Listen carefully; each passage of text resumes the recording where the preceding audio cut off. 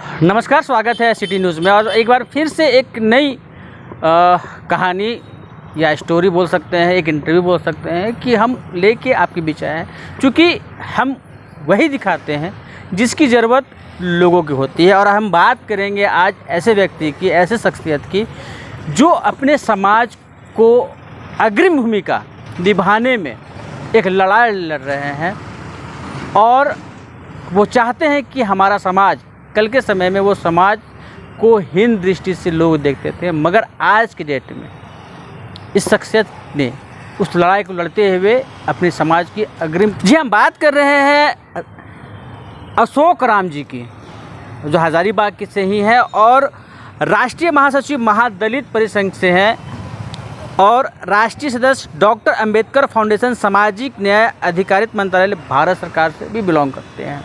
हम सीधे तौर पे इनसे जुड़ेंगे और जिस समाज की लड़ाई ये लड़ रहे हैं, क्या मंशा है इनकी, आखिर कैसे इनके मन में आया कि अपने समाज को जो पहला श्रेणी जो होता है वहाँ तक लाने में, आखिर महादलित क्या है, हाड़ी समाज क्या है, सीधे तौर पे इनसे जुड़ते हैं इनसे और बात करेंगे। स्वागत है सिटी न्यूज़ में आपका। बहुत बहुत क्यों लड़ाई लड़ रहे हैं इन चीज़ों को लेकर आप? देखिए आशीष जी, मैं आपसे स्पष्ट तौर पर कहना चाहूँगा कि महादलित परिसंघ जो है एक दलितों में दलित जो सबसे वंचित समाज है उसकी एक संगठन है और जिसमें मुख्य रूप से हाड़ी समाज जो है झारखंड में नगर निगम नगर पालिका में लोग कार्यरत रहते हैं, लेकिन इनकी आर्थिक स्थिति और सामाजिक स्थिति देखा जाए तो बहुत ही निम्न है। आज से नहीं, आज़ादी के 75-76 वर्ष आज हो चुके हैं। आप अगर इनकी पृष्ठभूमि देखिएगा हाड़ी समाज का, तो सामाजिक राजनीतिक आर्थिक के लेवल में बहुत ही निम्न स्तर का है। लोगों में सामाजिक जागरूकता की कमी है, शैक्षणिक जागरूकता की कमी है और सरकार भी कहीं ना कहीं इनको जो हक अधिकार मिलना चाहिए उनको नहीं दे पाते हैं। तो इसके उत्थान के लिए हम लोग जो है हम लोग चाह रहे हैं कि एक हाड़ी समाज जो है पूरे झारखंड में जो एक करीब 10 लाख की आबादी है, 15 लाख की आबादी है, वो समाज के मुख्यधारा से जुड़े। इसके लिए हम लोगों ने एक संगठन भी तैयार किया है, अखिल भारतीय हाड़ी संघर्ष मोर्चा, जिसका मैं केंद्रीय अध्यक्ष भी हूँ।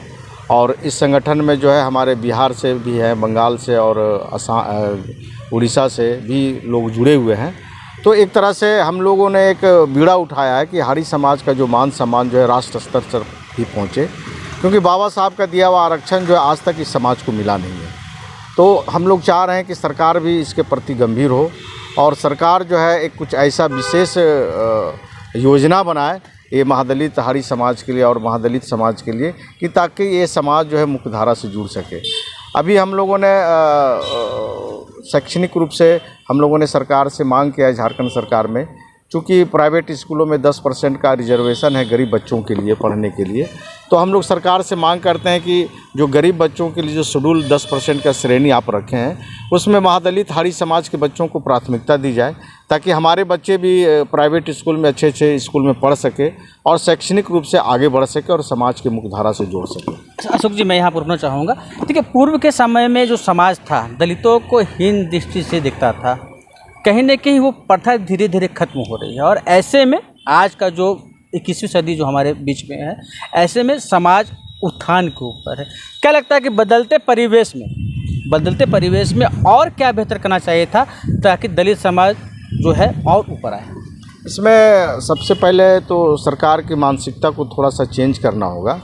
समाज को जो है, अभी देखिए आप देखते हैं झारखंड में जो है किसी प्रकार का आयोग यहाँ नहीं है, अनुसूचित जाति आयोग भी नहीं है जिसमें एससी समाज के लिए योजनाएं बनती हैं, क्रियान्वयन करके काम के, सफाई कर्मचारी आयोग नहीं है, क्योंकि नगर निगम नगर पालिका में मैक्सिमम जो है महादलित स्वच्छकार समाज के लोग ही कर्मचारी के रूप में काम करते हैं, लेकिन आए दिन ठेकेदारों के द्वारा उनका शोषण किया जाता है, आर्थिक शोषण किया जाता है, जिसके अपील करने के लिए हमारे पास झारखंड में एक भी आयोग नहीं है। तो हम सरकार से मांग करते हैं कि इस परिवेश में 21वीं सदी में भी हमारा समाज आगे बढ़े, इसमें सरकार का सहयोग बहुत ही अति आवश्यक है ना। जो भी संवैधानिक मेरा हक अधिकार है आयोग गठन करना, हमारे साथ अगर किसी तरह का SC/ST एट्रोसिटी एक्ट होता है तो हम उस पर आवाज़ उठाएं, है ना, उससे हम कानून का सहारा ले सकें। लेकिन सरकार कहीं ना कहीं, झारखंड सरकार इसमें जो है पिछड़ता चला जा रहा है। अभी बिहार में देखिए, बिहार में अभी तुरंत नीतीश कुमार ने जो है सफाई कर्मचारी आयोग का गठन किया है, जिससे हम लोग पूरे महादलित समाज, हारी समाज, उनको साधुवाद दिए हैं। तो ठीक इसी तरह झारखंड सरकार को भी हम लोग मांग करते हैं, यहाँ भी सफाई कर्मचारी आयोग हो। अनुसूचित जाति आयोग जो गठन तो हुआ है, लेकिन एक भी मेंबर नहीं है, वो निष्क्रिय पड़ा हुआ है। तो आप सरकारी स्तर पर क्या SC/ST को आप क्या मदद करना चाहते हैं, हम सरकार से पूछना चाहते हैं। नगर निगम में जितने भी कार्यरत सफाई कर्मचारी हैं, उसमें से मुझे लगता है कि 90% लोग जो है वो हाली समाज से हैं, दलित समाज से ही आते हैं। और ऐसे में आप सोच सकते हैं कि जिस शहर में आप रहते हैं, चाहे वो हजारीबाग हो, झारखंड हो, झारखंड के बाहर कहीं भी अगर हो, तो नगर निगम में कार्यरत जो कर्मी होते हैं 90% दलित समाज से ही आते हैं। और जिस सफाई से आप गुजरते हैं वो दलित समाज के द्वारा ही किया जाता है। क्या लगता है कि और क्या बदलाव हो सकता है? बदलाव शिक्षा के क्षेत्र में और क्या बदलाव? शिक्षा के क्षेत्र में सरकार को तो मैं कह रहा हूँ भाई, हमारे लोगों के बीच में जो है एक कुछ विशेष पैकेज बनाया, जैसे बिहार में महादलित विकास मिशन बनाया गया था, ठीक उसी तरह हम लोग चाहते हैं कि झारखंड में भी जो एक विशेष पैकेज इस समाज को उत्थान करने के लिए, जिसमें शैक्षणिक रूप से हो, आर्थिक रूप से हो, सामाजिक रूप से हो, वो जहाँ रह रहे हैं वहाँ देखिएगा कि बहुत सारा मूल सुविधाओं का अभाव है, तो उनकी भी देखभाल होनी चाहिए। सरकार का चाहिए कि भाई उसके लिए कुछ पैकेज बनाया जाए, योजना बनाया जाए, ताकि रहने का भी व्यवस्था बढ़िया हो।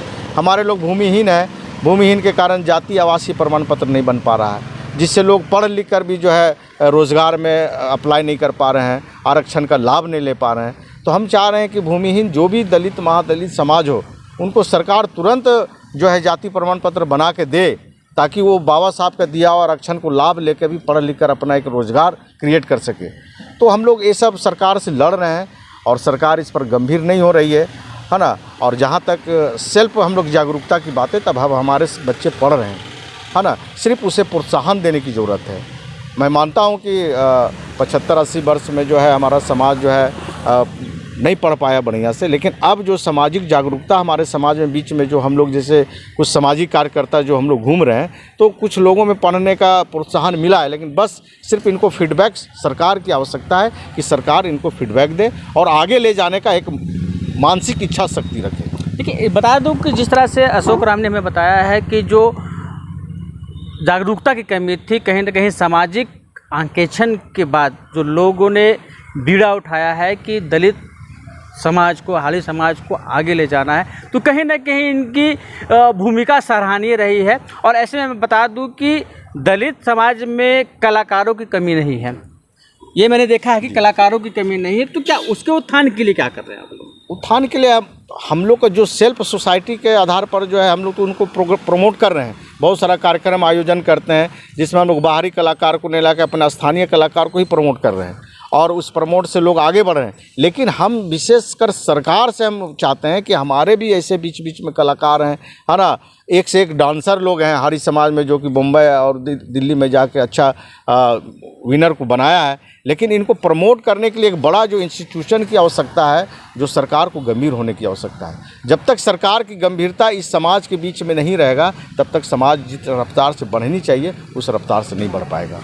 देखिए, कहीं ना कहीं इस पूरे मामले पर अशोक राम ने हमें बताया है कि थोड़ी सी अस्थिरता सरकार में है, परंतु ये हिम्मत नहीं हारे हैं। एक अंतिम सवाल आपसे है कि क्या लगा आपको कि दलित समाज के, चूँकि आप दलित समाज से ही आते हैं, हाली समाज से ही आते हैं, ऐसा क्या मन में आया कि आज उसके उत्थान के लिए लड़ाई आप हजारीबाग से लेकर सेंट्रल तक लड़ रहे हैं? चूँकि मैं एक शिक्षक वर्ग से हूँ, मैं इसी समाज का बेटा हूँ, हरी समाज का ही बेटा हूँ, और मैं शुरू से ही जब मैं पढ़ाई लिखाई कर रहा था, उस समय अपने समाज के लोगों के बीच में जो शैक्षणिक और सामाजिक स्थिति को देखता था, तो मुझे अंदर से बहुत ही कोस आती, मैंने अंदर से रोना आता था।